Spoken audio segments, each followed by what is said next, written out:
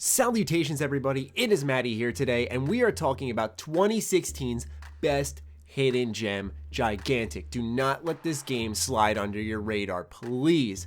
Gigantic is a free-to-play MOBA currently available on the Xbox One preview program and PC.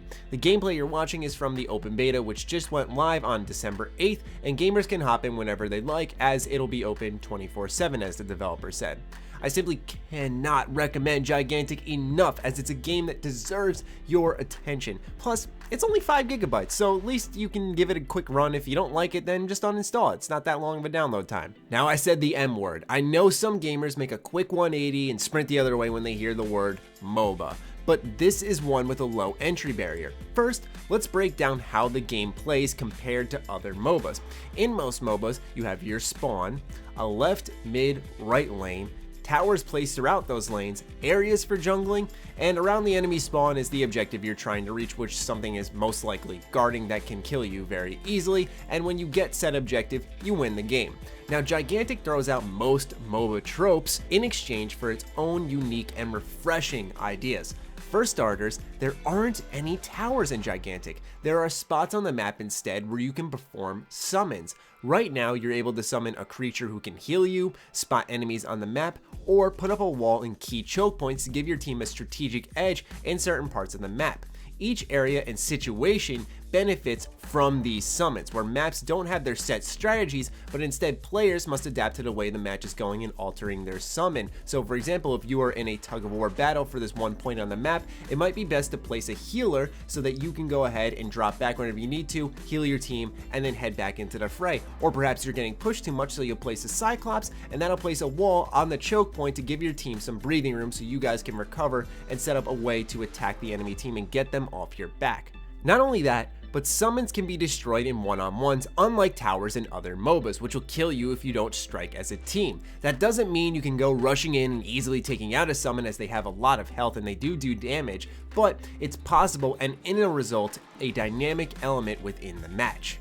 Next is how scoring works within Gigantic. Near the spawns of each team are, quote, Gigantics, end quote, which gain energy through the kills of the opposite team or their creatures. The goal is to hit 100 points before the other team does, so that your Gigantic will attack the enemies. It gets even deeper than that though. Let's say my team has 100 points and we're about to attack the enemy team. What happens to that 80 points that the other team has? It is used as defense for the initial attack of the Gigantic, so it doesn't do as much damage off the bat, because after that you're gonna have to defend him for 20 seconds. If you fail to defend your Gigantic, he will be wounded, and if this happens 3 times, then it's game over.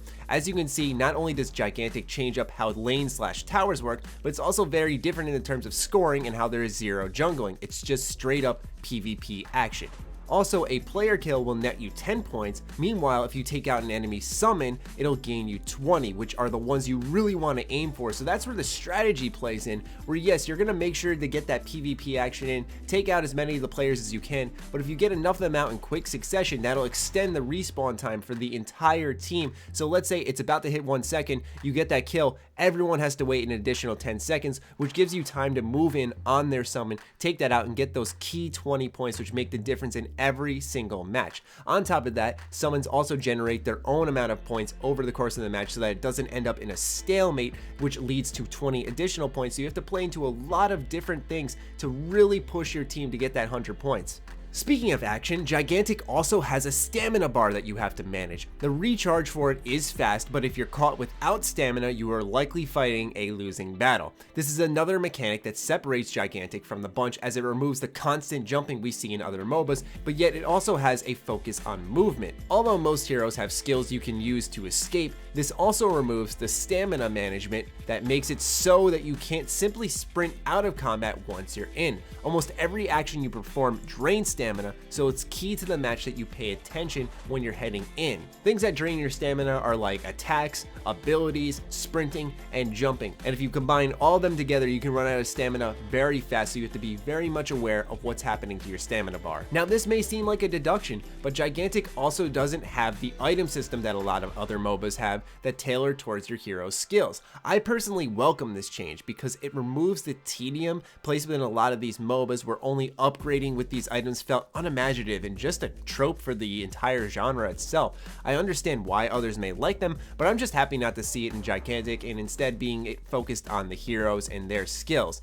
It's simply leveling up and picking from a skill tree. Like other MOBAs, you have branching paths you can select from as you level up during the match. Gigantic has taken great care of their heroes, where most choices on how to build your character are actually not obvious. Each is appealing for a number of situations, and it emphasizes focus on the match so that you can properly adapt. I love the heroes in Gigantic. Not one single hero plays like the other, and the only other game I've said that about is Overwatch, and well, you guys know how I feel about it, and if you don't, I absolutely love Overwatch. There is a hero for each player out there, and anyone can find a way to be good with these heroes, but only those with the dedication will master the playstyle of their heroes. The balance is also staggering given the fact that this is an open beta. I mean, you look at so many other multiplayer games and how their open betas are usually a train wreck. It's surprising how well balanced this game is. Don't get me wrong, some heroes have an edge in certain situations, but that's what boils down to player skill and teamwork. Despite the game encouraging aggression, teams that work together will always win, and there isn't a standout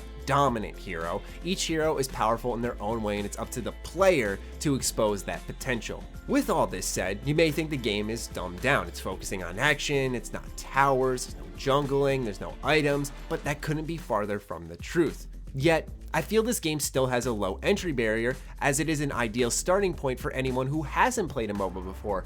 I personally believe this is due to the fast-paced nature of the game. It encourages you to sprint, attack hardcore, but also to use your head. It's not like you can just jump into combat and move out no problem. You really have to think about when you're hopping in and how you're going to attack. I'd imagine players who love multiplayer shooters, for instance, will actually enjoy Gigantic as their first MOBA, but on the other hand, this game is amazing for MOBA veterans as well. I've sunk tons of hours into various MOBAs such as Paragon and Smite as a few examples that come to mind, but mastering Gigantic and its wonderful cast of heroes is tough. These heroes do fit the roles of attacking, defending, tank, support, but each support has their own variation, where maybe you'll have a support attacker, or maybe you'll have a support defender, and then you'll have defense who can also attack at the same time. It's really just a flexible hero system that stands out from the bunch I've played, and they're also very charismatic. All the heroes are voice acted, which is great to hear and adds a little bit more personality to the game. I hope that they do add emotes. The skins in the game are also fantastic, which once again adds to the personality of the hero, so as long as they continue to explore that path, this is going to be a cast that a lot of gamers are going to fall in love with. Mind you though, with all this praise, that Gigantic is not free of flaws, but I feel that these are just meager nitpicks at the moment, considering the fact that it is an open beta. Now, while I love the part in the matchmaking where I actually select my hero beforehand, before I'm even in a lobby, so I'm not rushing to beat someone else to my preferred character, the servers in Gigantic can be a complete mess. During loading screens, someone's game might crash, and then that means that no one else can join the game because you need to be in a 5v5 match to start up the MOBA. So it essentially restarts the entire process, and yes, I did mention that the game has crashed. It crashed on me a handful of times. I've been booted from the servers mid-match and penalized for leaving early despite returning. And lastly, this game needs stat tracking. I'd love a section to see how many hours I've logged, who my best hero is, who's my best support character, and so on. These are problems that I expect in a beta, but I think they're still worth pointing out because I do hope that, for example, the server issues get ironed out. I hope there's a stat progression page. Things like this I think are important in MOBAs. As a means of explaining the perspective I have on Gigantic, I'm going to use, out of all games, a very obscure reference, but Final Fantasy 15. This is a game that I said was a great suggestion for first-time fans of the Final Fantasy series, but also I'd say within that Final Fantasy franchise that there are a lot of other Final Fantasy games to get you involved in said series. The same can be said for Gigantic. While it's a great MOBA, I could also recommend to you Smite or Paragon, maybe if League of Legends or Dota 2 could be your cup of tea, but what I'm saying is that Gigantic is that entry barrier into MOBAs to maybe get you into a new genre of gaming, similar to Final Fantasy 15, where that was a lot of people's first JRPGs, at least on the channel. So hopefully now you get the perspective I'm taking when it comes to Gigantic. Anyway, those are my thoughts on Gigantic. I cannot recommend this enough. It came out right at the tail end of 2016 and has completely caught me off guard. If you guys watched the podcast with myself and Angry Centaur Gaming, we were talking about